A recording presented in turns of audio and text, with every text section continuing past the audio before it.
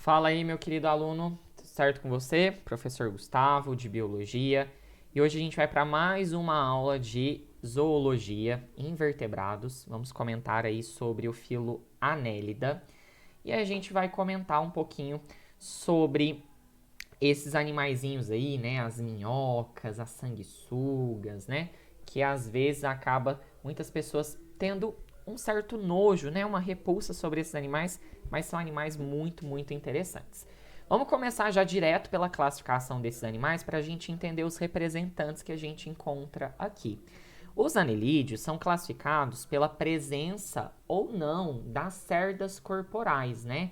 De cerdinhas corporais que podem auxiliar na locomoção desse animal, na sustentação desse animal também, né? E olha só que interessante. Primeiro grupo que a gente vai falar é sobre a classe Oligoqueta, que é, então, as minhoquinhas, né? São animais que apresentam poucas cerdas. Quando você pega, né, a minhoca em si, você sente até ela um pouquinho áspera, mas bem pouquinho, porque ela tem algumas cerdas ali. Já os poliquetas, né, que são animais marinhos, que normalmente vivem enterrados no substrato, são animais que apresentam muitas cerdas, né? Então a gente consegue realmente observar aqui nesse animalzinho, tá vendo? A gente chama esse animal de Eunice. Ela apresenta muitas, muitas cerdas. É um animal bem grande mesmo, tá? E aqui nós temos então a classe Hirudinea, que são animais então que apresentam ausência de cerdas, né? Que é o caso então da sanguessuga, né? Então ele é um animal totalmente liso. As minhocas, elas vivem em ambientes úmidos, né? Uma terra bem úmida, pode viver até em ambientes aquáticos. Já a sanguessuga, ela é sempre de ambientes aquáticos aí de água doce. Vamos falar então agora sobre a importância desses anelídeos, né? Porque esses anelídeos, eles são muito, mas muito importantes aí, tanto para a economia, até mesmo para a saúde.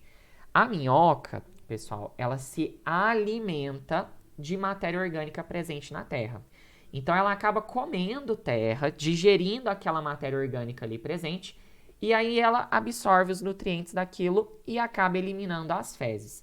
As fezes da minhoca é chamada de humus, e é umas fezes que tem muita matéria orgânica que auxilia muito no processo de adubação do solo, tá? Então ela devolve para o solo muita matéria orgânica, né? Que pode participar do ciclo do nitrogênio, do ciclo do carbono. Então isso daí é algo muito importante. Então solo que normalmente tem minhoca, além dele ser extremamente airado, porque as minhocas elas acabam cavando túneis e melhorando a aeração do solo, é um solo normalmente muito rico, né? Muito rico em matéria orgânica. As sanguessugas, elas podem ter uma importância médica pelo fato que elas, na saliva delas, apresenta substâncias anticoagulantes. Então, essa substância anticoagulante pode ser utilizada na pesquisa, né, de medicamentos e tudo mais.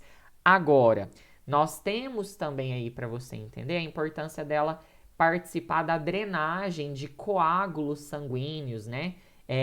Que acabaram surgindo em determinados pacientes, né? Então, ao invés de fazer um processo muito invasivo de drenagem e tudo mais, você coloca algumas sanguessugas bem limpinhas que foram criadas em laboratório e tudo mais para fazer esse processo, tá? É bem interessante. Vamos falar um pouquinho sobre a característica geral desses animaizinhos, né? Aqui a gente vê, ó, um oligoqueta, uma minhoquinha. Olha só para você ver as sardinhas corporais dela, é bem pequenininhas, mas elas apresentam. Então, são animais triblásticos, são esquizocelomados, também têm uma simetria bilateral e são protostômios. Porém, aqui nós temos uma novidade evolutiva, que é o processo de metameria. Então, o corpo desse animal ele é totalmente dividido em segmentos corporais, em metâmeros. Cada anelzinho da minhoca é um metâmero. E esses metâmeros nos anelídeos, eles são meio que independentes. Por quê? A gente consegue observar que nos metâmeros, né, ocorre uma repetiçãozinha de órgãos, né? A cada metâmero a gente tem a repetição de alguns órgãos. Não são todos os órgãos, mas a gente tem a repetição de alguns ali, tá certo? Então isso é um ponto bem importante e bem interessante também.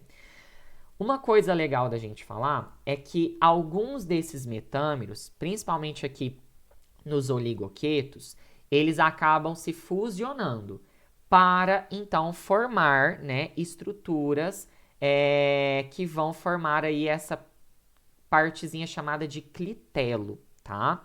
Que vai auxiliar no processo de reprodução desse animal, tá? Então, aqui é a parte anterior do animal e aqui, próximo da parte anterior, alguns metâmeros, eles se fusionam para a formação desse clitelo propriamente dito, ok? Vamos lá, então, agora falar sobre a fisiologia desse animal, tá? Então, primeiro, o sistema digestório é um sistema digestório completo, né? Então, ele tem boca, faringe, esôfago, papo, que acaba armazenando e umedecendo o alimento, né? Tem a moela, que serve para a trituração do alimento, e depois nós temos o intestino, que serve aí para absorção de nutrientes, digestão e também o ânus, por onde o alimento sai. Porque ele tem sistema digestório completo, lembrando disso. Lembrando que as minhocas, elas se alimentam, tá bom? De matéria orgânica presente na terra, então elas comem terra. Agora, os poliquetas são animais normalmente predadores ou filtradores. Nós temos um poliqueto, deixa eu ver se eu coloquei uma imagem dele. Não coloquei. Mas nós temos um poliqueto que ele acaba, através das cerdas corporais dele, filtrando, né, partículas em suspensão na água para a sua alimentação. Já a Eunice, que é esse poliquetinho aqui, ó, ela é um predador, ela come pequenos peixes e até mesmo pequenos moluscos, para vocês terem ideia, tá? Agora, as sanguessugas são hematófagos, né? Então, normalmente são parasitas aí. O sistema circulatório nesse animal, ele tá presente, tá? É um sistema circulatório fechado. Ele tem vasos sanguíneos dorsais e vasos sanguíneos ventrais, tá bom?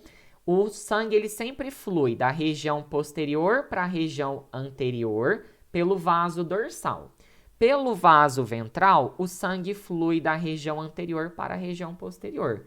Mas, Gu, quem faz o processo de bombeamento desse sangue? Ele tem coração? Tem, ele tem coração sim. Só que são corações auxiliares. São esses vasos sanguíneos laterais que são mais entumecidos, são mais gordinhos. E aí, por consequência disso, né, eles acabam se contraindo. E aí, nesse processo de contração, ele vai bombeando sangue da região posterior para anterior e da anterior para posterior. E assim por diante, tá bom? Vamos lá. Agora, nós entramos, então, no sistema, né, nervoso. O sistema nervoso desse animal é um sistema nervoso ganglionar. Então, quer dizer, então, que os neurônios se organizam em gânglios propriamente ditos, né? Então, a gente tem aqui os gânglios cerebrais e aí nós temos os gânglios segmentares. Como eu falei para você, ao longo dos metâmeros, esses gânglios, eles vão se repetindo, né? Alguns órgãos vão se repetindo ali. Então, isso é um ponto realmente importante. Além disso, nós temos os cordões nervosos, né? Que auxiliam no processo de sensação tátil desse animal e tudo mais. Outra coisa importante é o sistema excretor. Esses animais, eles têm um sistema excretor na forma de metanefrídeos, que a gente já viu lá nos moluscos, né?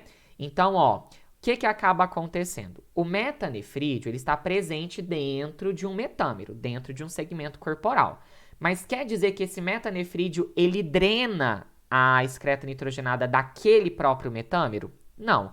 Ele drena, na verdade, o metâmero anterior, o que está à frente dele. Porque, olha só, o metanefrídeo, ele tem a parte do nefrostoma, que é a parte onde nós temos a abertura ciliada que absorve a excreta nitrogenada, e o nefridiópio, por onde libera essa excreta nitrogenada.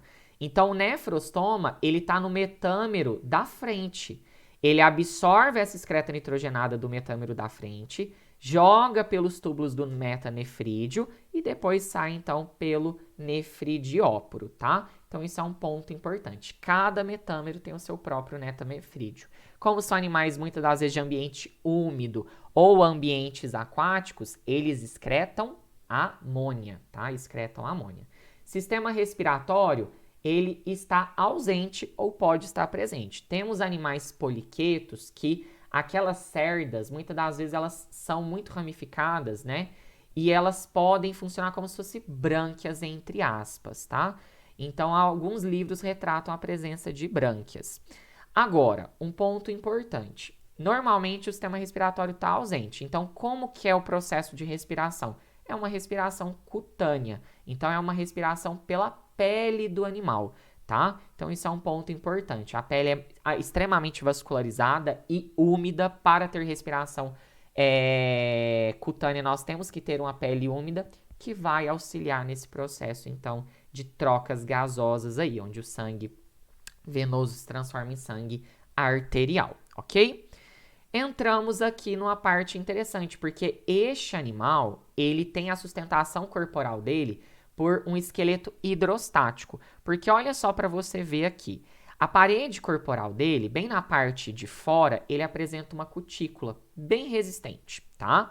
E aí na parte do celoma desse animal, ele é totalmente preenchido por um líquido. E aí este líquido vai dar a sustentação corporal desse animal. Por isso que a gente fala, então, que isso é um esqueleto hidrostático, que auxilia na sustentação do corpinho desses animais, beleza? Vamos comentar agora sobre a reprodução. E aí, a reprodução ela é bem interessante. Olha só, lá nos oligoquetas e nas hirudinhas, né, ou seja, nas minhocas e nas sanguessugas, são animais monóicos, então hermafrodita, tem os dois sexos. A fecundação ela é externa, ela ocorre no ambiente, mas eles apresentam um desenvolvimento direto. Olha como que acontece a reprodução nas minhocas, né? Então, duas minhoquinhas, elas acabam grudando uma com a outra, porque elas têm papilas adesivas, tá certo? E na hora que elas acabam grudando uma com a outra, elas acabam unindo uma estrutura que nós chamamos de receptáculo seminal, que é essa porçãozinha aqui, tá vendo? Com a abertura dos testículos desse animal. E aí, olha só aqui para você entender. Ela acaba, né? Então, a abertura do aparelho reprodutivo masculino liberando espermatozoides para dentro do receptáculo seminal. Então, a gente vê literalmente isso. Ó. Aqui nós temos o testículo do animal, libera os espermatozoides e esses espermatozoides, então, eles entram para dentro do receptáculo seminal que está aqui. E aí, uma minhoca passa, então, espermatozoides para outra. E aqui é o mesmo processo, olha só. Aqui nós temos o testículo do animal, que passa, então, espermatozoides para dentro do receptáculo da outra minhoquinha. Então, elas trocam espermatozoides. Isso é o ponto. E aí, o que acaba acontecendo? Logo depois disso, elas acabam, então, né, desgrudando uma com a outra. Lá naquela região de clitelo, nós temos a abertura do poro genital feminino. Lembrando, as minhocas são hermafroditas, então elas têm os dois órgãos. E aí lá no clitelo é formado um casulo. E aí dentro desse casulo, o poro genital feminino vai depositar os óvulos ali dentro. Por contração desses metâmeros, porque cada metâmero tem sua própria musculatura e ele se contrai independentemente um do outro, pela contração desses metâmeros, esse casulo ele vai se deslocando até a região anterior do corpo do animal. Chegou na região anterior é onde nós temos ali então os receptáculos seminais. E aí o espermatozoide vai ser liberado dentro desse casulo. A fecundação ela acontece dentro do casulo, mas não é dentro do organismo da minhoca. É fora dele, é dentro de um casulo. Por isso que é uma fecundação externa. Esse casulo, então, ele é liberado no ambiente, ele fica na terra, e aí lá vai completando o desenvolvimento das minhoquinhas, até que essas minhoquinhas, elas rompem o casulo e elas saem. São pequenos jovens, tá vendo? Que é só crescer e se desenvolver e formar uma nova minhoca. Ou seja, não houve aqui formação de larvas, né? Foi um desenvolvimento totalmente aí direto. Agora nós temos a reprodução dos poliquetas, que são animais, então, dioicos, dois sexos separados, tem fecundação externa, então libera os gametas na água e eles se encontram aí para o processo de fecundação. E nós temos um desenvolvimento indireto. Como eu citei lá na aula de moluscos, né? Nós temos a produção de uma larva trocófora, que é muito semelhante àqueles bivalves, né? Os moluscos bivalves aí. Logo depois essa larva ela tá, né, no ambiente planctônico, então ela sobe para o plâncton, mas aí logo depois essas larvinhas elas acabam então caindo no substrato e se desenvolvendo em um novo animal, que aí, como é um poliqueto, ele acaba então soterrando ali no ambiente, certinho? Espero que você tenha gostado da nossa videoaula e na próxima aula, a gente vai falar um pouco sobre filoartrópoda, tá bom? Muito, muito obrigado pela presença. Até a nossa próxima aula.